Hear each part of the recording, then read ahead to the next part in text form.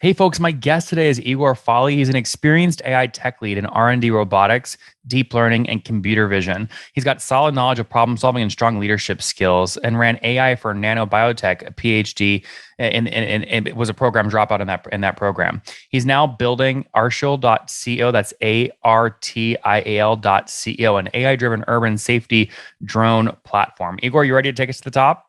Yeah, let's go ahead. Nice to meet you. All right. So who's buying this? Are these drone operators like Amazon or delivering packages or what? Well, right now we're focusing on delivering the software as a license. We're building an autonomy engine that brings a new level of drone intelligence, basically by providing the higher level of autonomy that exists right now.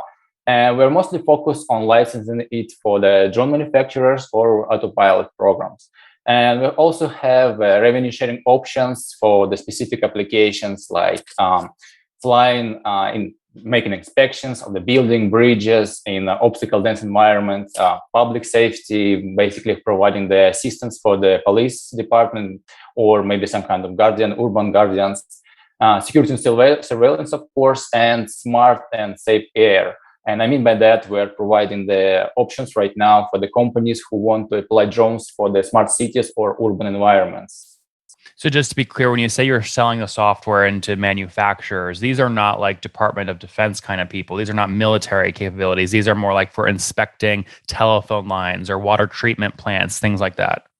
Yeah, right now we're mostly focusing on providing the safety technology for drones to fly safe, make less crashes, and to be more accurate in the delivery task. It's not like super But autonomous for system. who, Igor? I'm trying to get the use case. Is this for defense, killing people in Ukraine and Russia? I mean, what's it for? No. It's for the companies who want to make the drones stability flight. So they are applying it for different use cases in cities. So it's mostly for the people who want to make a drone safer, more drone safer technology and fly accurately Okay, but without fearing of the crash people the and people using the damage. drones though are doing things like inspecting skyscrapers in New York or telephone lines or gas pipelines in the middle of the country or these sorts of use cases. Yeah, absolutely. Okay. And so what does your software help them do? Is it literally don't run into other drones or don't run into trees or things like that? Yeah, well, mostly we focus on leveraging the BVLOS technologies like beyond visual line of sight. Basically, it helps the certified pilot who control the drone to automate the more majority of the task and to help them fly more secure and more safely within the obstacle dense environment, as I mentioned before. And it helps them to be more, I would say, more prominent on the task delivery. So it has a native obstacle avoidance and AI-driven navigation. So imagine the situation when a drone is really easily to crash in some kind of building obstacle, like as you mentioned, like the branches of the tree or maybe power lines. And we're making the technology so drone could have a self-awareness to perceive it and make an accurate decision based on its intelligent and make a decision-making system. I see. Okay. And so what are companies paying on average per month or per year to use this technology? Right now, it depends. Like the certified pilot costs like 300 euros or $300. It depends on the use cases. And drone, it may cost like 3,000 or maybe 5,000 for the commercial use, like DJI drones, and up to 20, maybe 50K for the specific inspection or the specific task delivery, like logistics. Oh, what's going on there, YouTube? Good to see you guys. Now, imagine this. You love watching these interviews with SaaS founders, but imagine if we took all of the valuation data out from over 2,807 interviews I've done manually.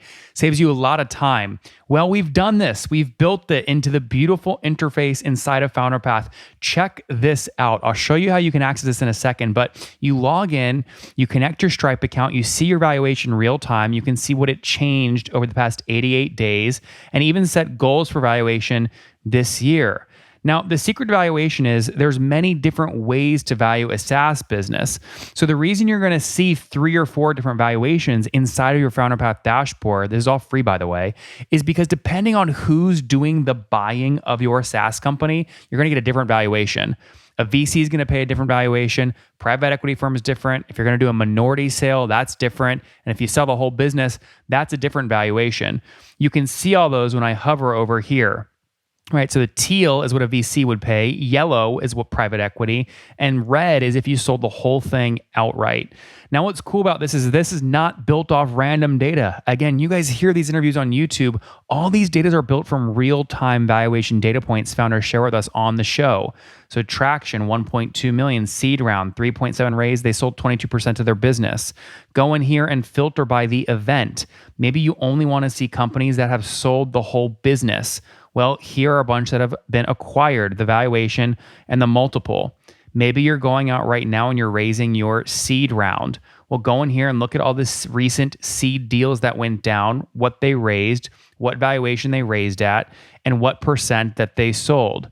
There's never been a larger data set of SaaS valuations than what you can get now inside of FounderPath, and we're thrilled to bring it to you. All right, we're going to go back to the YouTube video here in a second, but if you want to check this tool out, if you want to jump in and sign up, you can check it out for free to get your valuation at this link, founderpath.com/products/valuations. Or if you go to founderpath.com and hover over products, click on get your valuation here and go ahead and sign up to give it a whirl. Again, all that valuation data live right inside the platform. I hope to see you there. All right, let's jump back into the interview.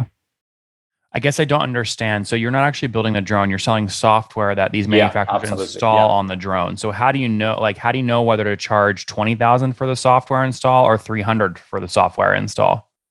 Well, no, I mean the drone itself goes this way, but we're providing the software layer above the drone so they could install it above their own software. So we're leveraging the capabilities of the drone, so extending the feature pack that they have right now.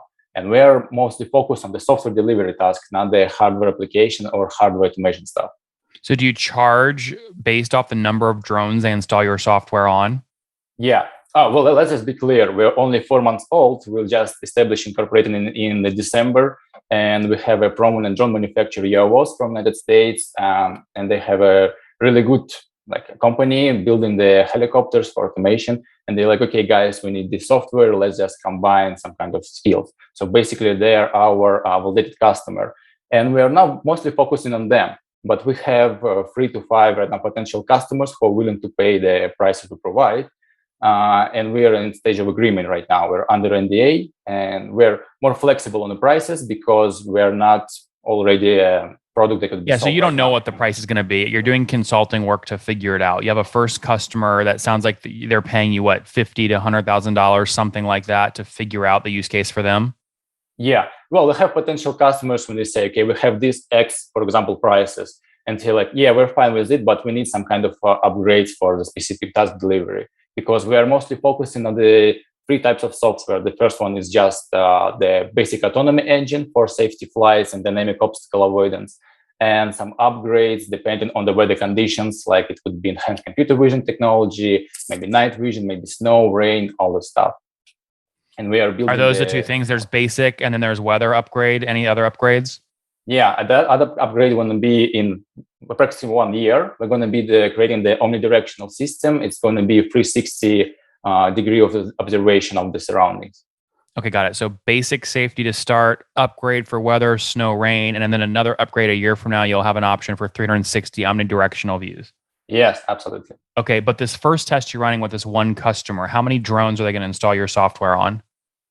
Right now, we're focusing on 20 to 25 drones, depending on the need. And we have, as I said before, potential customers, and we're discussing the agreement right now. Mostly people are focusing on buying from 40 to 100 drones to install the software and to apply it. Mm-hmm, very cool. Okay, how are you funding the business to date? Are you bootstrapped or have you raised? Originally, we met with my investor, and it was just a small talk. And he eventually okay, if you do the product, I will invest in you. And I built the proof of concept. The video is on our website. You can see it. And he's like, okay, I like it. Let's work. Let's collaborate. And he invested in us 500,000 euros. And this is the only our pre-seed investor right now. He's a leading one. But we are flexible with investments coming from the other sides. And right now we had the plug and play accelerator. We have a potential collaboration with them, but they're waiting for the MVP to have some more potential contracts with us. And other people want to invest, but we're not accepting every people because we need to have a strong collaboration. We're looking for the strong partnership who's going to be really useful for us, not just some guys with the money. Understood. So you started coding this last year in 2021. You raised $500,000 pre-seed from this one guy. This is not one guy; it's just the Autonomous Solutions Fund. They are building. They're investing in Understood. different. But you raised 500,000 total last Yeah, year. yeah. Okay. And did you do that? Most people these days pre-seed round, you're doing it in like a 5 million cap, something like that. I don't think I can discuss it, but we just incorporated, have split the shares, and that's it right now. Well, I mean, it's your company. You can discuss whatever you want. I'm just asking, did you do basically a standard sort of pre-seed investment, which was a note or a cap or an uncapped safe? How did you structure the first deal? We just split the shares. Like I gave him the specific percentage of the company of to the funding. Oh, so it's not in convertible note. You actually have a valuation and you sold them a number of shares for 500K. Yeah. I see. Okay. Well, I guess then the right question is most folks are doing these pre-seed rounds at like a $5 to $10 million valuation. Were you sort of in that range? No, slightly less than 5 million. Okay. Fair enough. And then I guess why let this person in? Was he very strategic or what's the story? Well, originally I met him when I was a team lead in my previous company. And it was like, okay, hello, I'm just traveling to Barcelona. Let's have a talk. And we've been talking a lot, and he told me stories about the startups. And he was sort of mentoring me how to do these things in a proper way. And for me, it was less, okay, it's so cool. And we made a good connection. And I saw him that he has a lot of companies, and the companies are a specific interest in drone and computer vision and AI. And we're like, okay, let's do this way. I will help you out. You'll build the technology. So it was like a mentorship at first with whom I have the warm connection. And right now it's like, okay, he's my investor. We're basically collaborating. Okay, that makes sense. And how many folks are full-time on the team today? Right now it's me, my co-founder, a free person work full-time, but they're not officially in the state because I'm not trying to relocate them here because of the situation in Russia right now. Some people in Georgia, some people in Turkey, but they're working full-time. So it's 5 of us. And we have my CTO. There's 5 full-time. Yeah. And there's my CTO and advisor. He works like from 20 to 30 to 40 hours a week, depending on the needs. And so what do you believe? You're running this first test with this first company right now on 20 to 25 of their drones. Yeah. When do you think you'll be able to release a SaaS product? And what do you think you'll release in terms of the pricing? Right now, we're having the MVP preparing in the simulation, and we're expecting within 1 month to buy at least 5 to 6 different drones and then have a installation there to provide some kind of real world test. But we're aiming for the full beta version of the products, which is going to be at least stable enough to fly and with a real drone by the end of this year in December.